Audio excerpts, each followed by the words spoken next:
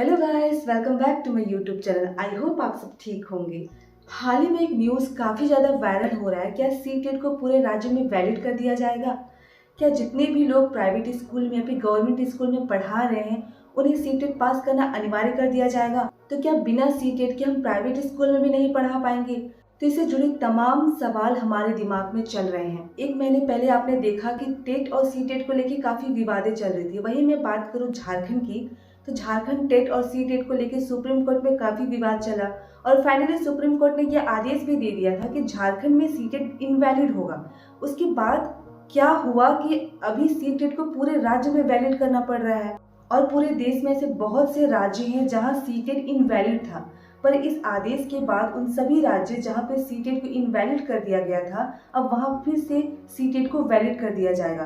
तो देखा जाए तो ये एक तरफ से उन सारे कैंडिडेट को काफ़ी ज़्यादा फायदा होने वाला है, क्योंकि जहां सीटेट इनवैलिड था अब वहां पे सीटेट के थ्रू लोग जॉब कर सकते हैं। तो ये एक बहुत अच्छी न्यूज़ है। सो बेसिकली इस वीडियो में मैं उन तमाम सवालों को आपके साथ चर्चा करना चाहती हूँ जो इस न्यूज़ को देखने के बाद हमारे दिमाग में चल रहे हैं कि यह आदेश किस पे लागू होगा, कब तक लागू होगा, इससे हमको क्या फ़ायदा होने वाला है, और जितने भी लोग पहले से काम कर रहे हैं चाहे वो गवर्नमेंट जॉब में हो या फिर आप प्राइवेट जॉब में हो, तो उन पर इसका क्या असर पड़ेगा। तो इन तमाम सवालों को चलिए एक एक करके आपके साथ में चर्चा करती हूँ। सीटेट 2025 से जुड़ा नया आदेश क्या है? दिल्ली हाई कोर्ट ने यह आदेश दिया है कि देश भर में सभी शिक्षकों को सीटेट पास करना अनिवार्य है, अन्यथा उनकी शिक्षण सेवाएं समाप्त कर दी जाएगी। तो जितने भी राज्यों में पहले ये इनवैलिड था अब वहां पे सीटेट वैलिड कर दिया जाएगा। क्या ये आदेश सरकारी और निजी दोनों स्कूलों पे लागू होगा? यस, यह आदेश सरकारी और निजी दोनों स्कूलों पे लागू होगा। जितने भी लोग प्राइवेट स्कूल में पढ़ा रहे हैं और अगर उनके पास सीटेट नहीं है तो उन्हें पहले सीटेट पास करना होगा, तभी वो अपनी सेवा को बरकरार रख सकते हैं। वहीं मैं बात करूं सरकारी स्कूलों की, तो जितने भी लोग सरकारी स्कूलों में कार्यरत हैं उन्हें भी सीटेट पास करना अनिवार्य कर दिया गया है। अगर उनके पास सीटेट नहीं है उस कंडीशन में उनकी सेवा को समाप्त किया जा सकता है। अगला सवाल जो हमारे दिमाग में चल रहे हैं, जो शिक्षक पहले से पढ़ा रहे हैं उन्हें क्या करना होगा? यदि किसी शिक्षक के पास मान्यता प्राप्त संस्थान से बीएड या शिक्षण से संबंधित अन्य डिग्री नहीं है, इस कंडीशन में पहले उन्हें योग्यता प्राप्त करना होगा, उसके बाद उन्हें सीटेट परीक्षा पास करनी होगी, उसके बाद ही वे अपने पद पर कार्यरत रह पाएंगे। और ऐसा बिल्कुल भी नहीं है कि आदेश आने के तुरंत बाद जो पहले से कार्यरत है उनको निकाल दिया जाएगा, ऐसा नहीं है। पहले उन्हें एक टाइमलाइन दिया जाएगा कि उस टाइमलाइन पे वो अपने जो भी बीएड की डिग्री वो ले सकते हैं, उसके बाद सीटेट पास कर सकते हैं। लेकिन उस टाइमलाइन के अंदर अगर वो अपनी डिग्री नहीं ला पाते हैं या फिर सीटेट पास नहीं कर पाते तो उस कंडीशन में उन्हें स्कूल में पढ़ाने के लिए दिक्कत हो सकती है। क्या ये नियम नई भर्तियों पर भी लागू होगा?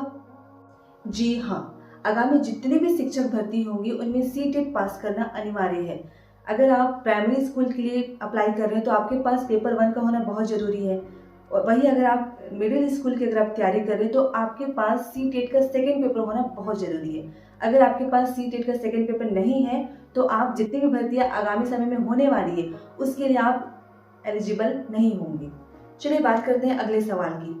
यदि कोई शिक्षक सीटेट परीक्षा पास नहीं करता है तो क्या होगा? यदि कोई शिक्षक सीटेट की परीक्षा पास नहीं करता है तो उसे स्कूलों में पढ़ाने की अनुमति नहीं दी जाएगी। और रही बात सीटेट परीक्षा पास नहीं करने की, तो अगर आप शिक्षक बनना चाहते हैं, स्कूल में पढ़ाना चाहते हैं, तो ऐसे हो ही नहीं सकता कि आप सीटेट परीक्षा पास ना कर पाएँ।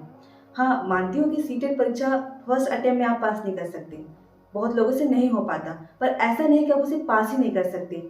सेकेंड अटेम्प्ट में पास कर सकते हैं। अगर सेकेंड अटेम्प्ट में भी नहीं हो पाता है तो थर्ड में तो हो ही जाएगा। तो ऐसा बिल्कुल भी नहीं सोचना है कि आप सीटेट पास नहीं कर सकते, हर कोई सीटेट पास कर सकता है। लास्ट क्वेश्चन, इस आदेश का उद्देश्य क्या है?